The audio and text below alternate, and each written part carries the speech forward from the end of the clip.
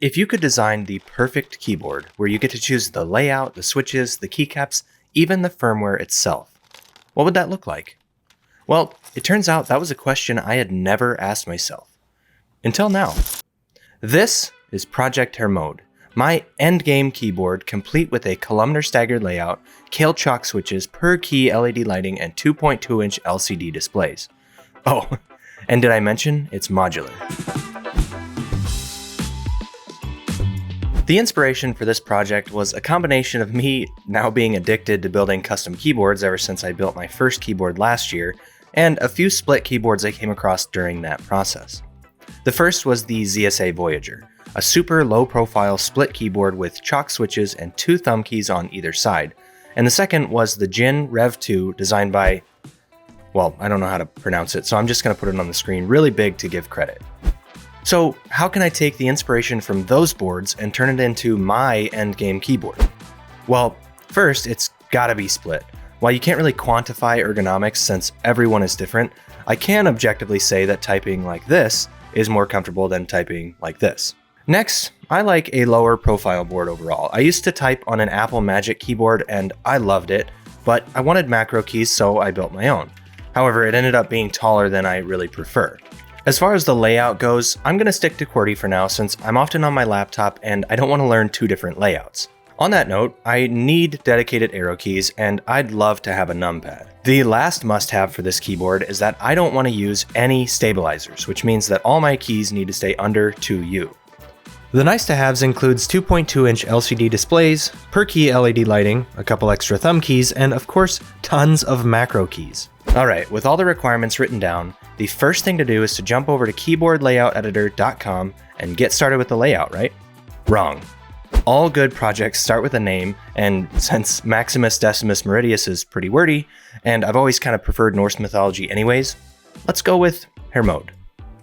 Okay, so now that we've got a name, we can finally jump into KLE. KLE is super easy to work with, which is good because it's pretty much the tool of choice for most keyboard making enthusiasts. I started off by creating the first row all the way across and offsetting each column by 0.25U, thus giving it the staggered columns this layout is named for. I continued to tweak this design as I went with the goal of representing all the keys on a standard keyboard. I had to get a little creative with some of the key positions, but since I can change the key map in the firmware, nothing here was set in stone. I knew I wanted a thumb cluster for this build, but I wasn't exactly sure what I wanted out of it, so I started with 2 keys per side. I also wasn't quite sure about the positioning of the thumb keys, but thanks to the power of 3D printing, I was able to print a test plate, or 2, or literally 20. But through that process, I learned that I wanted more than just 2 thumb keys per side. Humans are pretty good with their thumbs, so I wanted to try to capitalize on that. With the thumb keys sorted, I moved on to the arrow keys. Now I knew I wanted dedicated arrow keys, but I wasn't quite sure where to put them. Until one day, as I was staring blankly at my hands like a potato on airplane mode, a thought struck me. What if I snuck them in right under my right hand? Thanks to Mrs. Vincent back in middle school, I have perfect typing posture, which means I've got a nice little cave to, say, place some extra keys in. But just to be safe, I went ahead and printed out another test plate, and it worked even better than expected. Not only are they super easy to access, I literally can't accidentally press them without completely flattening my hand. Alright, so at this point I've got the arrow keys and thumb keys sorted, but the last layout specific feature I wanted was a numpad. But since that was a whole journey on its own, I'll talk about that in a little bit. For now, let's get started on the electronics. Now, even though this was definitely the most rewarding part, it was also the most challenging, made harder by the fact that I wanted to incorporate these 2.2-inch LCDs and per-key RGB lighting. Now, if I really wanted to get into the circuitry behind all that, it would be a full hour-long deep dive, minimum. And that's not what this video is. So, instead, here's the SparkNotes version.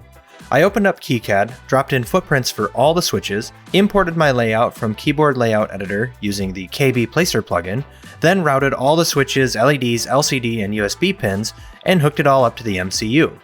And then I got to do it all over again for the other half of the keyboard. Lucky for me, I found an amazing community on Discord called Keyboard Atelier to help me along the way.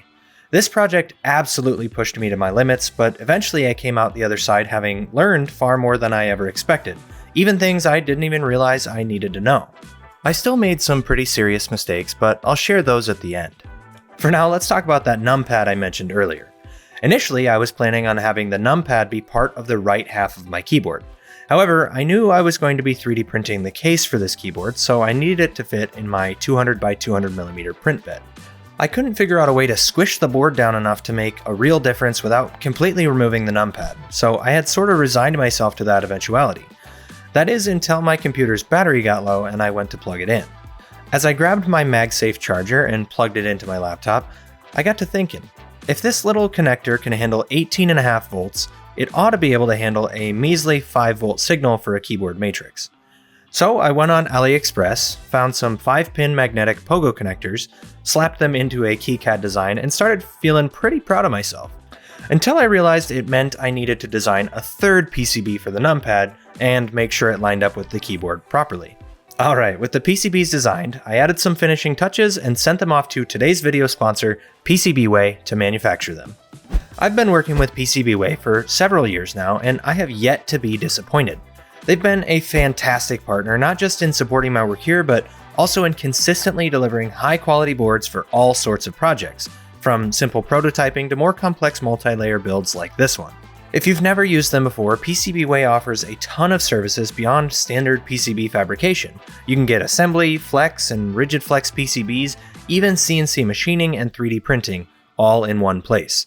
Their turnaround times are fast, the pricing is super reasonable, and I've always found their support to be responsive and easy to work with. So if you're thinking about getting your own keyboard design made or any other electronics project, make sure to check them out using the link in the description to get $5 off your first order. Thanks again to PCBWay for sponsoring this video and for making this project possible by providing these flawless PCBs. Now, I had never done hot air soldering before, at all. I watched a couple YouTube videos, nodded like I understood, and then just kind of made it up as I went. Pro tip, maybe start with some less critical components first, or, practice on a PCB that you aren't emotionally attached to. The soldering took a while. There were a lot of LEDs, each with their own capacitor, plus the MCU with its impossibly tiny pins, and of course I had to do it all twice, once for each half of the keyboard, and then again for the numpad.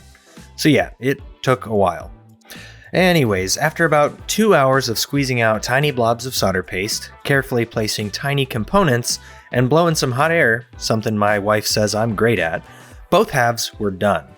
Sure, the soldering job is a bit sketchy, but after a quick clean with some IPA, the boards actually looked kind of professional. But whether they work or not, that's a different story, and the only way to find out is to write some firmware. QMK was my firmware of choice for many reasons, with the biggest one being there's a huge community behind it, which definitely came in handy. As a software engineer myself, I figured this part would be a total breeze. It was not. If this weren't a split keyboard, or if I hadn't made, a bunch of critical mistakes in the PCB, it probably would have gone a lot smoother. But it is, and I did, and here we are. Mistake number one was I forgot to add a 5.1 kiloohm resistor on the split USB data lines, which meant that the two halves of the keyboard couldn't communicate. I was able to come up with a sort of hack solution where I soldered a tiny 5.1 kiloohm resistor between the pins on each USB connector, and it actually worked really well. Mistake number two was that I did a really bad job of choosing pins on the MCU for the LEDs and the LCD. Turns out, not all pins are created equal, and not all of them play nicely with the functions I needed. Fortunately, thanks to the absolute legends over at Keyboard Atelier and the QMK Discord, I was able to get things remapped and working in firmware, which saved me a ton of effort not having to redesign my boards. And mistake number three was that I picked a super entry-level MCU with barely any RAM or flash storage. Great for saving a few bucks, not so great for driving animations on an LCD. I ended up having to disable a few of the beefier features of QMK and reduce the buffer size of the LCD's painting module to get it to compile, but in the end, I finally got it working. The key map itself is something that's going to have to keep evolving over time as I get more and more comfortable with the keyboard, but that flexibility of remapping the keyboard as I see fit is exactly why I wanted to build my own. The firmware definitely has a few quirks, but it's good enough for me to move on to the case design. I modeled everything in Fusion 360, which was made easier by the fact that I could export the actual 3D model of the PCB straight from KeyCAD, which is awesome because that way I'm confident that everything will line up just right. I also used AIO3's plate generator to convert the KLE layout from earlier into a proper switch plate, which I then brought into Fusion as well and used to make all the switch cutouts. Then came the little details: USB ports, cutouts for the magnetic pogo connectors on the numpad, standoffs for the heatset inserts, all the fun stuff that turns your rectangle with holes into a real keyboard case. Eventually, I couldn't come up with anything else to tweak, so I sent it off to the printers. While the printers were doing their thing, I hopped back into Fusion and designed some foam inserts to hopefully improve the sound and feel of the keyboard. It took all of 10 seconds to laser cut, so if it doesn't help, at least I didn't waste my whole weekend doing it. Once the prints were done, I melted in the heatset inserts, dropped in the foam, bolted the whole thing together, and then came the most satisfying part: clicking in all the switches and keycaps. And without further ado, here it is. This is Project Hair Mode. Each half uses Kale Chalk brown switches in a columnar staggered layout with a 2.2-inch LCD that shows the current key map, active layer, RGB mode, and caps lock status all at a glance. It's got dedicated arrow keys tucked neatly under my right hand, scuff feet on the bottom to keep it from sliding around, per key RGB lighting, and 16 extra macro keys for, honestly, whatever I can dream up. Oh yeah, and let's not forget about the numpad. Not only did I make it magnetically attachable to the right side, but I can take it and snap it onto the left side too. Or I could print off another one and have a numpad on the right and 20 extra macro keys on the left if I wanted. In the end, this keyboard turned out awesome, and as soon as I got used to the funky format, it quickly became my daily driver. But there are still a few things I don't love about it, so let's do a quick post-mortem analysis.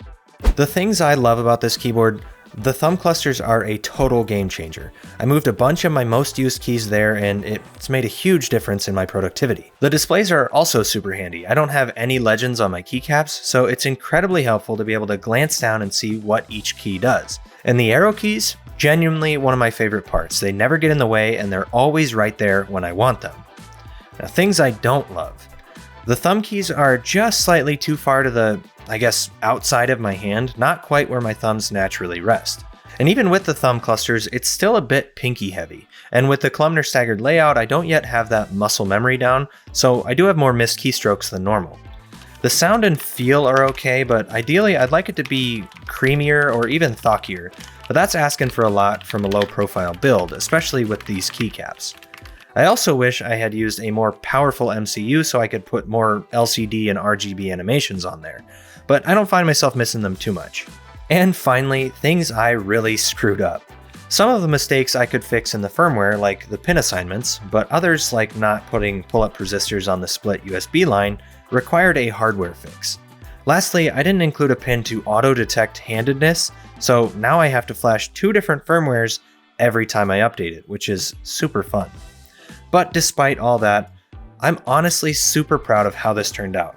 I know this keyboard isn't for everyone, but as a wise and possibly immortal man once said, it's almost impossible to make something that nobody hates. So if there's anything that you hate about this keyboard, feel free to let me know in the comments.